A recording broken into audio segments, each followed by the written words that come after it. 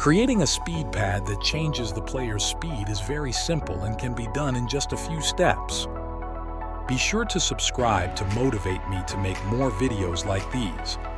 Start off by creating a part in Workspace. I'm going to name the part Speed and set the color to green.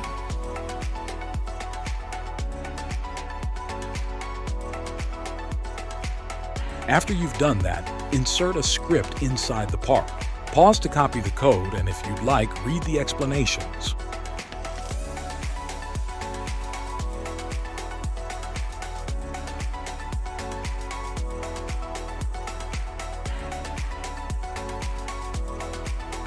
Now let's test it.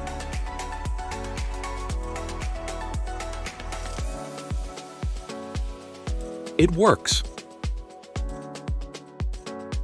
Thank you for watching. Please subscribe if you found this helpful. Also, please let me know what other tutorials you would like to see down in the comments below. Bye.